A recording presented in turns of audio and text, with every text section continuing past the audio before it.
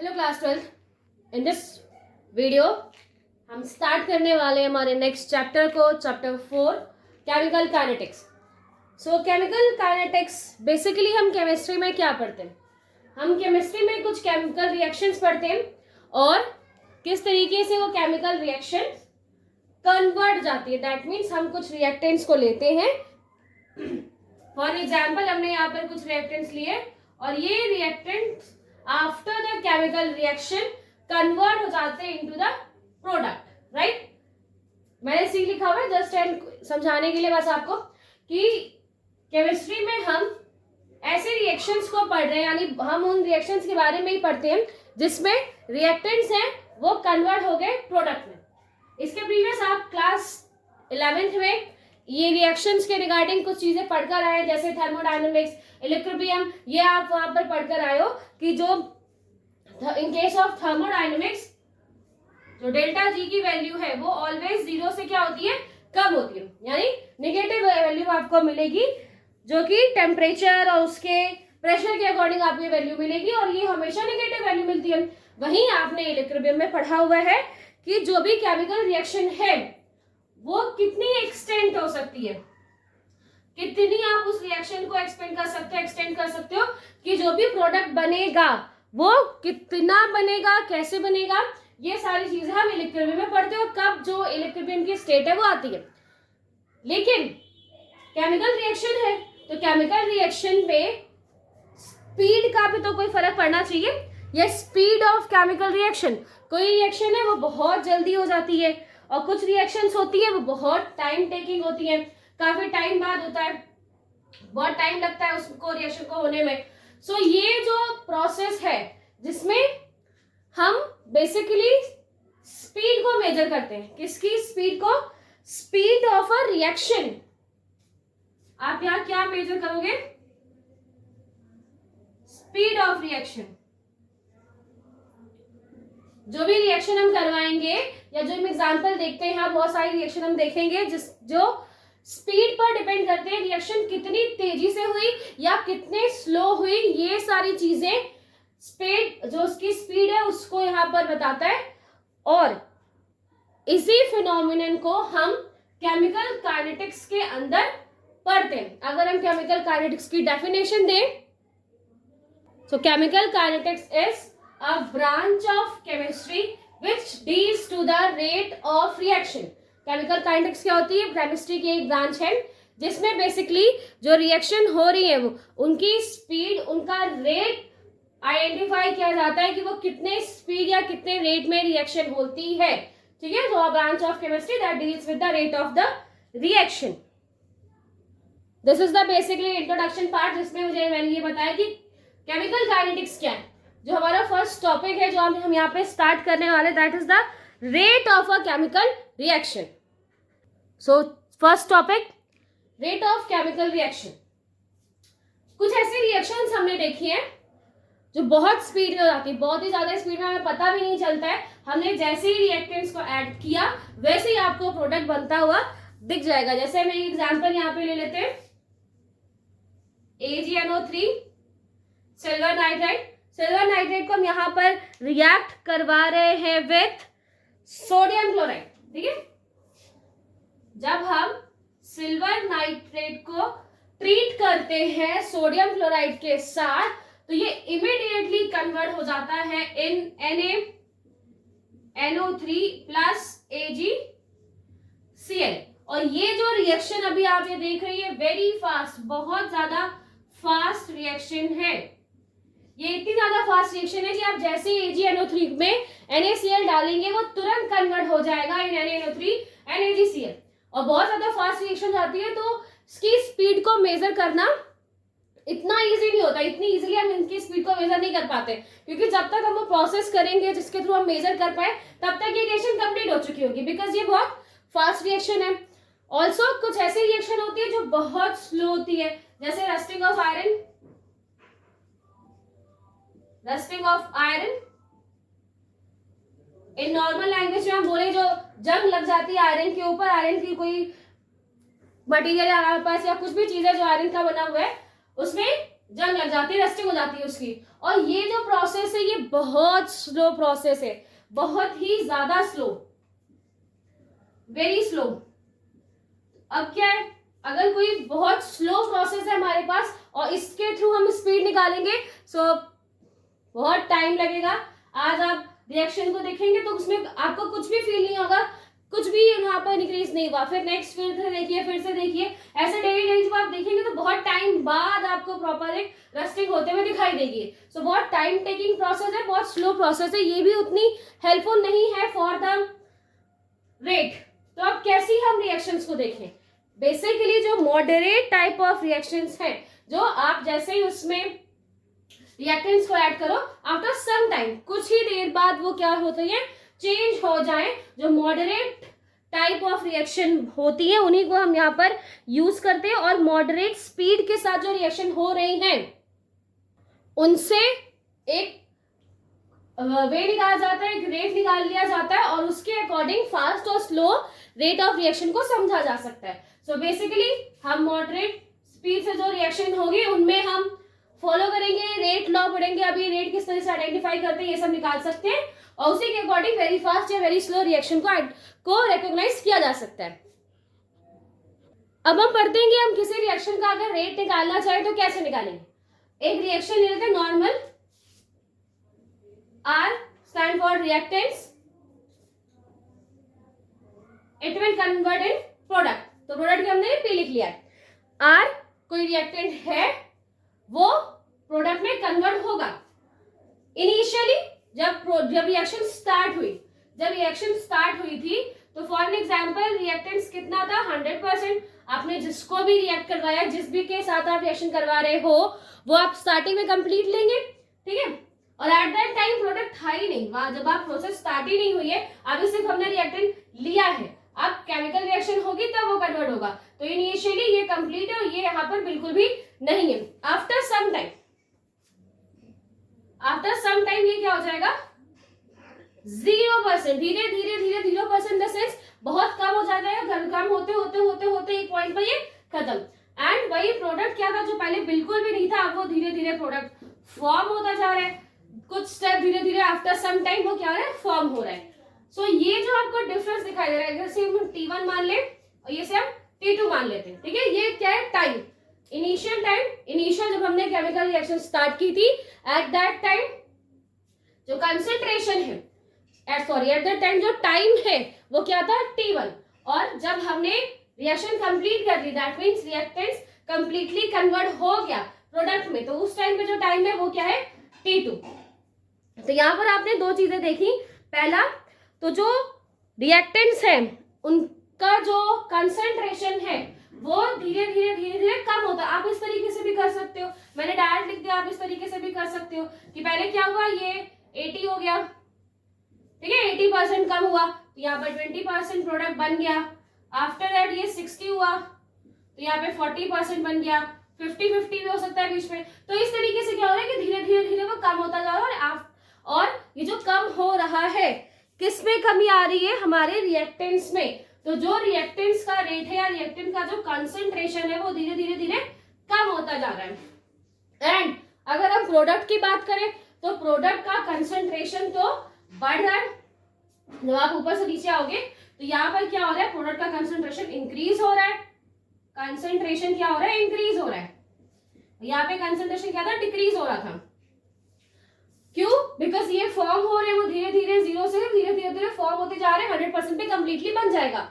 और जो रिएक्टेंट है वो धीरे धीरे उसका कंसंट्रेशन डिक्रीज होता जाता है। सो हम डिफरेंस निकाल लें कि दो जो टाइम पीरियड यहाँ पर दिए हैं उनमें कितना चेंज आएगा कंसंट्रेशन में या कंसंट्रेशन ऑफ रिएक्टेंट में, और कितना चेंज आएगा कंसंट्रेशन ऑफ प्रोडक्ट में। उसे कुछ इस तरीके से निकाल सकते हैं। फर्स्ट हम टाइम डिफरेंस निकालते हैं कि कितने टाइम के बाद ये प्रोसेस हुई, या फिर जो यहाँ पे टाइम लग रहा है उसका अगर हम डिफरेंस निकालें तो that is delta T. Always जो फाइनल पॉइंट आपको मिला है, जो बेसिकली हमने 2 से लिखा हुआ है, जो फाइनल आपको यहाँ पे टाइम लिखे T2। अच्छा, वन मोर थिंग, हम यहाँ पर कंसंट्रेशन ऑफ रिएक्टेंट भी लिख लेते हैं। जब इनिशियल कंसंट्रेशन, जब रिएक्शन स्टार्ट हुई थी, सो वो क्या है R1 और आफ्टर द रिएक्शन वो किसमें कन्वर्ट हो गया R2। ठीक है, कंसंट्रेशन चेंज की बात कर रहे हैं। और प्रोडक्ट की बात करें तो इनिशियली वो P1 था और लास्ट में क्या हो गया वो P2 में कन्वर्ट हो गया। डिफरेंस निकाल देते हैं, पहले टाइम का डिफरेंस निकालेंगे, फाइनल से हम जो इनिशियल है उसको माइनस कर देंगे। फाइनल कितना था T2, लास्ट में ये क्या है फाइनल और ये इनिशियल स्टार्टिंग में, सो T2 माइनस T1। तो यहां से हम क्या कर सकते हैं डेल्टा टी की वैल्यू निकाल सकते हैं कि जब रिएक्शन कंप्लीट हो जाएगी तो कितना डिफरेंस आपको उसमें टाइम के रिगार्डिंग मिलेगा कि कितने टाइम बाद वो रिएक्शन कन्वर्ट हो रही है या फिर कितना टाइम उस रिएक्शन को कन्वर्ट होने में लगता है। अगर हम कंसंट्रेशन की बात करें, कंसंट्रेशन ऑफ रिएक्टेंट, जो हमने यहाँ पे रिएक्टेंट लिया है उसके कंसंट्रेशन की बात करते हैं, अगेन हमें करना वही है final concentration delta R. R यहाँ पे किसके लिए है रिएक्टेंट के लिए, इसे कुछ इस तरीके से लिख लेते हैं। ठीक है, डेल्टा आर रिएक्टेंट यूज कर रहे हैं, डेल्टा आर के लिए क्या होगा R2 माइनस R1। हमें फाइनल में से इनिशियल वाले को माइनस करना है, सो R2 minus R1। Okay, R2 minus R1 मैंने लिखा, बट R2 ऑलवेज कम होगा और R1 ज्यादा होगा। R1 यहां पर ग्रेटर देन है R2 से। R2 से ज्यादा क्या है वैल्यू, अगर आप देखें यहाँ, क्योंकि धीरे धीरे वैल्यू कम होती जा रही है। R2 यहाँ पर कम है और R1 ज्यादा है, मतलब आप कम में से ज्यादा को माइनस कर रहे हो, तो जो भी यहाँ पर सब्सटेंस का वैल्यू है, वैल्यू या फिर जो प्रोडक्ट मिल रहा है उसकी एक नेगेटिव वैल्यू हमें मिलेगी। ठीक है, लेकिन जब हम आंसर्स लिखते हैं तो वहां पे आपको इस नेगेटिव टर्म को दिखाने की जरूरत नहीं है, आपको वहां पे नेगेटिव बता इज इक्वल टू आपको नेगेटिव लिखने की जरूरत नहीं है। हम फॉर्मूला में से जरूर यूज करेंगे बिकॉज जो कंसंट्रेशन है रिएक्टेंट का वो कम होता जा रहा है, इसलिए वहां पे नेगेटिव यूज करेंगे। ठीक है, अदरवाइज जो मास है वो मास कभी नेगेटिव नहीं होगा, कंसंट्रेशन कभी नेगेटिव नहीं होगा, वो चेंज हो रहा है। राइट, जो आपने पढ़ा है ना, मास कभी चेंज नहीं हो सकता, डिस्ट्रॉय नहीं हो सकता, बना नहीं सकते, आप उसे चेंज कर रहे हो तो वो खत्म नहीं हो रहा है, कहीं वो कन्वर्ट हो गया है, तो यहां से वो इस फॉर्म में चला गया, माइनस में नहीं चला गया जो खत्म हो गया। बस हम यहाँ पर कंसंट्रेशन में कंसंट्रेशन का जो स्लोप है वो आप नेगेटिव देख रहे हो, इसलिए हम यहाँ पे नेगेटिव का साइन यूज करेंगे आगे। नेक्स्ट अगर हम प्रोडक्ट की बात करें, कंसंट्रेशन ऑफ प्रोडक्ट, तो हम उसे कैसे निकालेंगे, delta P is equal to P2 minus P1, और ये पॉजिटिव वैल्यू ही है क्योंकि इनिशियली ये कुछ भी नहीं था, वो धीरे धीरे धीरे करके फॉर्म हो जाता है। सो आप ये प्लस में पॉजिटिव वैल्यू यहाँ पर आपको मिलेगी।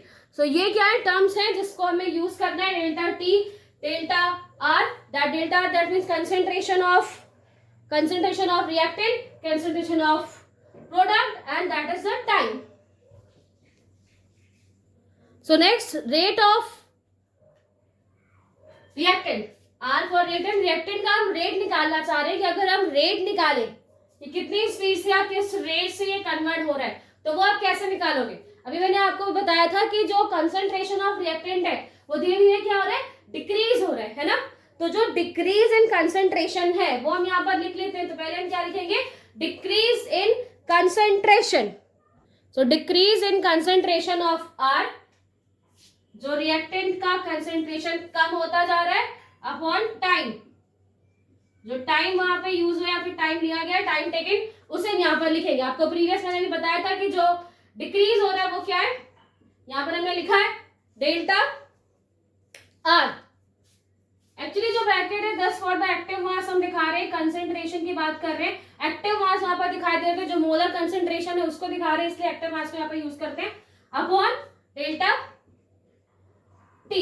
वन मोर थिंग, मैंने आपको क्या बोला था, क्योंकि यहां पर जो R2 है, यहां पर जो R2 आपने यूज किया है वो स्मॉल है ना, जो R2 आप ये छोटा यूज कर रहे हो, R2 क्या होता है, स्मॉल है। मैंने प्रीवियस आपको बताया था कि यहाँ पर R1 क्या है, बड़ा है R2 से, और हम R2 से R1 माइनस कर रहे हैं और उसके बाद आपको कंसंट्रेशन मिल रहा है, तो जो वैल्यू है वो ऑलवेज कैसे मिलेगी, नेगेटिव मिलेगी। ऐसा क्यों हो रहा है? बिकॉज वहां पर डिक्रीज हो रहा है, तो हम यहाँ पर एक माइनस साइन का भी यूज करेंगे, जो ये दिखाता है कि जो आपका स्लोप है वो नेगेटिव स्लोप की तरफ बढ़ेगा और जो रिएक्टेंट है वो धीरे धीरे धीरे धीरे कम होता जा रहा है।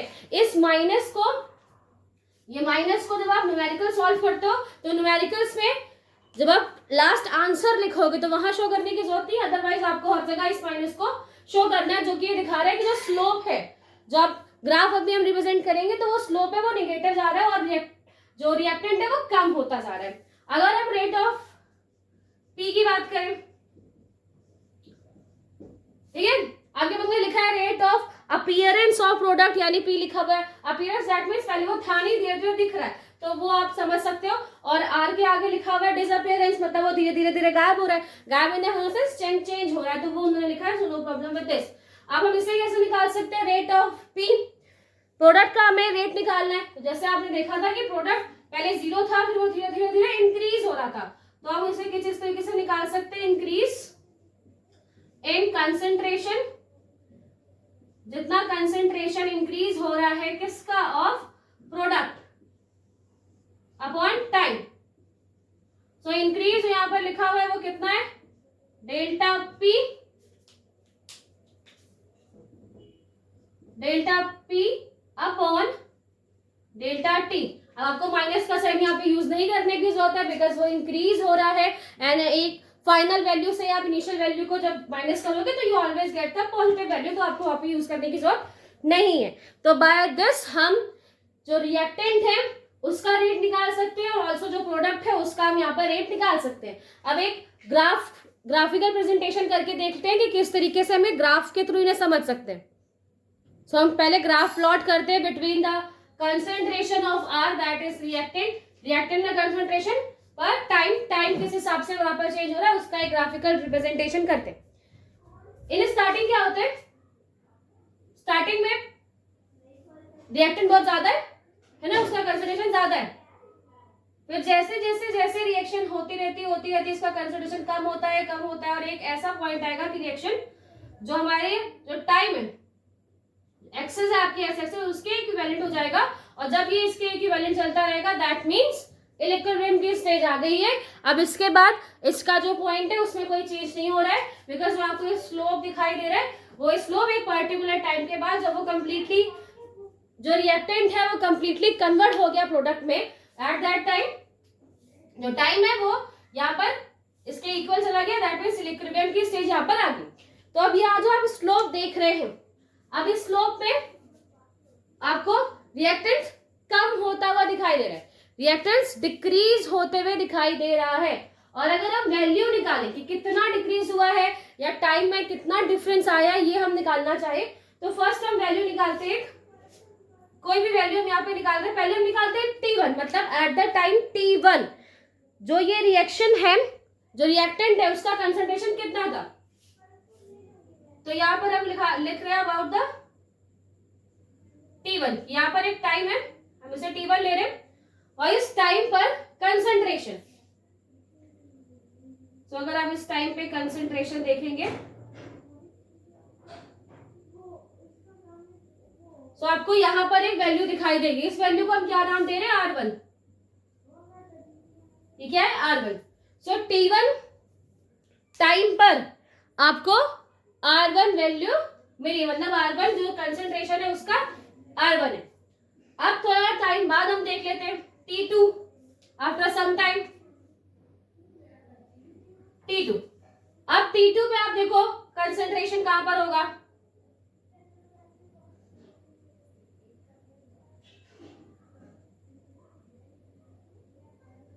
कुछ यहां हमें कंसंट्रेशन मिलेगा, ये क्या है?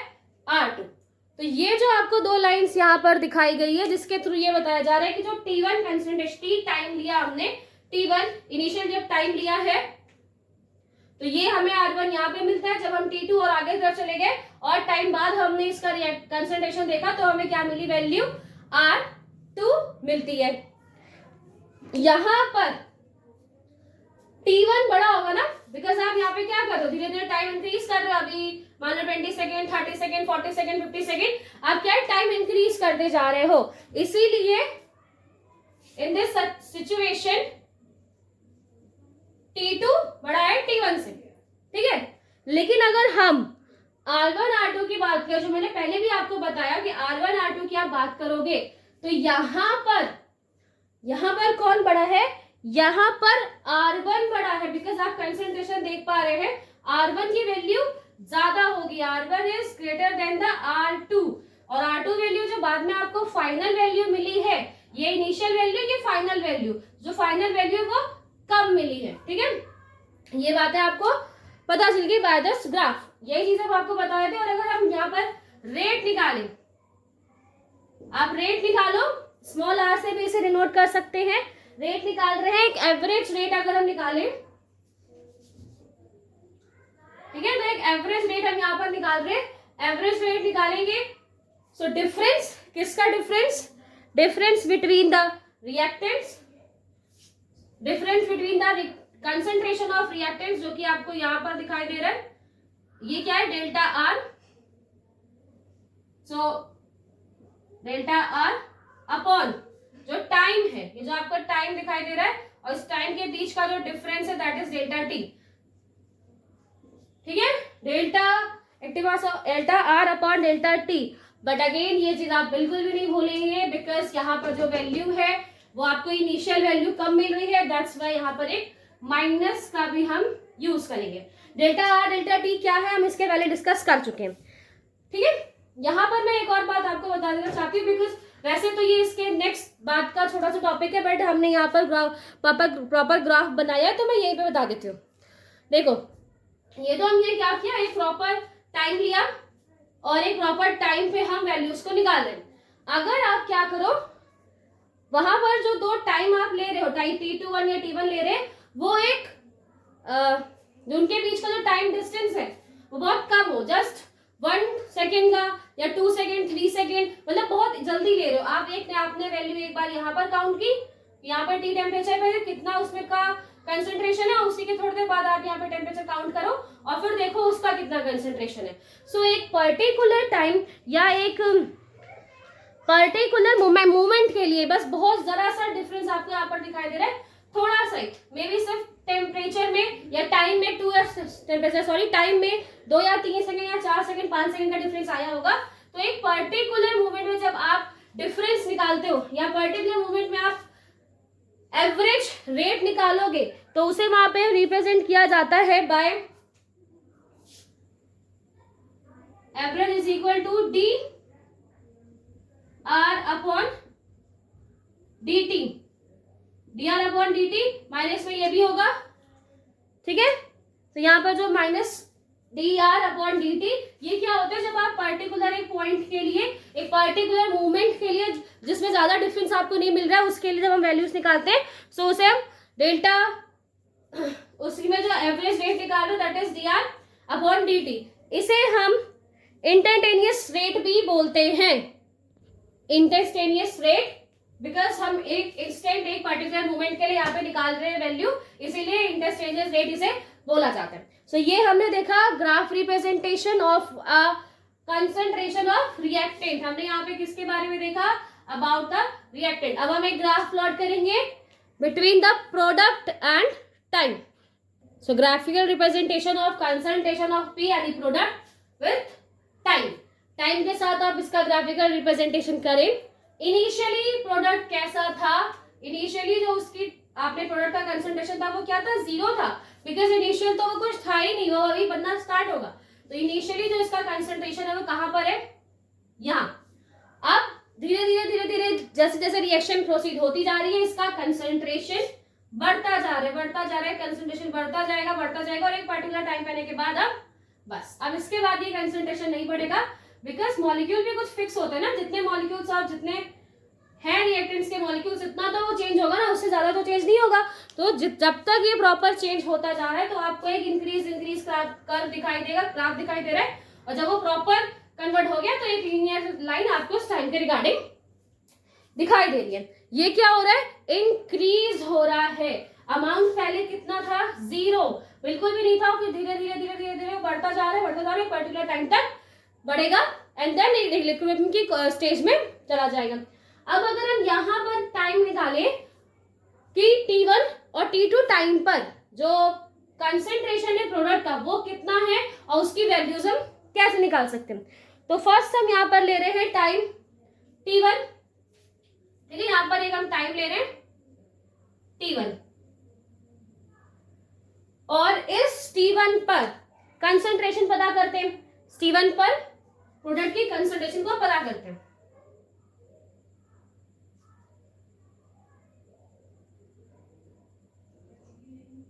कुछ यहां पर आपको मिलेगा। सो ये T1 और यहाँ पे मैं लिख रही हूं P1। P1 that is concentration of product. Initial P1 लिखा मतलब initially, initial time, initial product, initial time और उस इनिशियल टाइम पर उस प्रोडक्ट का जो कंसंट्रेशन है। तो P1 एंड T1, टाइम बढ़ गया, टाइम इंक्रीज हो गया आफ्टर सम टाइम, जिसको हम T2 बोल रहे हैं, आफ्टर बहुत सारा time. So after some time जो T2 है, अब हमें T2 को देखना है कि T2 टाइम पर कंसंट्रेशन कितना है इस प्रोडक्ट का।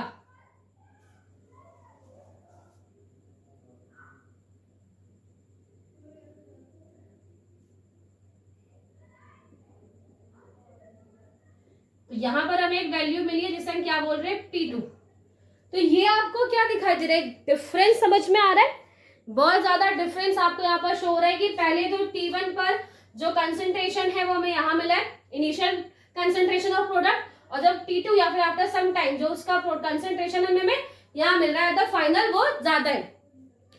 सो अब बस आपको एक एवरेज रेट निकालना है। अच्छा मैं बता देती हूँ T1 T2 में कौन ज्यादा कौन बड़ा। तो यहाँ पर T1 ज्यादा है T2 से, यस हमें पता है। सॉरी T2 ज्यादा है, T2 तो बाद में टाइम चेंज हुआ ना। सो इन T1 and T2 who is more, of course T2, because वो थोड़ी देर बाद टाइम क्या हो जाएगा, बढ़ गया time. And between P1 and P2, between P1 and P2 कौन ज्यादा है, P2, बिकॉज पहले वो कम था वो बहुत ज्यादा हो गया, तो यहाँ भी कौन ज्यादा है, P2 ज्यादा है, ग्रेटर देन है रिगार्डिंग द P1। अब आपको R की वैल्यू निकालनी है, R एवरेज। ऐसे भी R बना सकते हैं, मैं बना नहीं पाती अक्सर, तो मैं ऐसे ही लिख देती हूँ एवरेज। एवरेज आप रेट निकाल रहे हो यहाँ पर, तो वो क्या हो जाएगा, डिफरेंस, किस चीज का डिफरेंस, जो यहाँ पे आपको प्रोडक्ट में डिफरेंस दिखाई दे रहा है, ये जो प्रोडक्ट का कंसंट्रेशन, इसमें आपको जो ये डिफरेंस दिखाई दे रहा है डेल्टा P, एंड ये टाइम डिफरेंस, यहाँ पे आपको टाइम के बीच में जो डिफरेंस आप दे पा रहे हो दैट इज डेल्टा T। तो डेल्टा P और डेल्टा T हम यहाँ पर काम कर सकते हो। तो rate of average rate of this reaction is delta P। So average rate of product कितना होगा,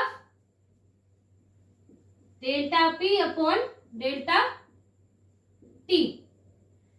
इसके प्रीवियस मैं आपको इंस्टेंटेनियस रेट के बारे में बता चुकी हूँ। जब आप एक पर्टिकुलर बहुत कम टाइम पीरियड के बीच में, बहुत कम टाइम गैप के एक पर्टिकुलर मोमेंट के लिए आप वैल्यू निकाले, एवरेज रेट निकाले वहां पर, तो वहां पर हम कैसे निकालते हैं, R average is equal to DP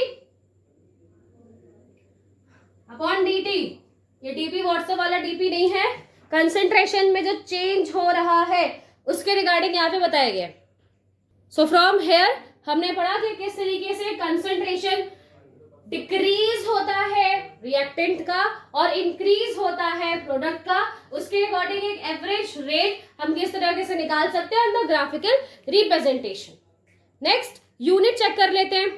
next point, unit of rate of reaction. Rate of reaction की अगर हम यूनिट की बात करें, चाहे हम प्रोडक्ट की बात कर रहे हो या हम रिएक्टेंट की बात कर रहे हो, बेसिकली हम कंसंट्रेशन देख रहे हैं, बेसिकली हम एक कंसंट्रेशन देख रहे हैं, वो कंसंट्रेशन इंक्रीज हो रहा है या डिक्रीज हो रहा है, डिक्रीज होगा इन रिगार्डिंग रिएक्टेंट्स और इंक्रीज होगा इन रिगार्डिंग प्रोडक्ट्स। और ये कंसंट्रेशन है हम वो किसके साथ उसको देख रहे हैं, किस पर आप उस कंसंट्रेशन को देख रहे हो, तो उसे ले रहे हैं टाइम, कि जिस तरीके से टाइम इंक्रीज होता जा रहा है वैसे कंसंट्रेशन पर क्या इम्पैक्ट पड़ रहा है। और इस तरीके से आप रेट निकाल सकते हो किसी भी रिएक्शन की।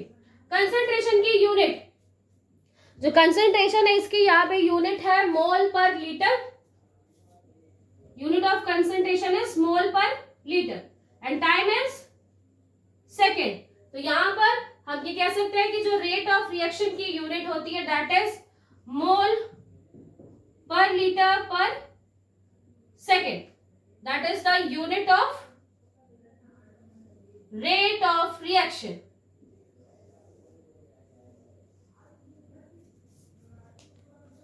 मोल पर लीटर पर सेकेंड.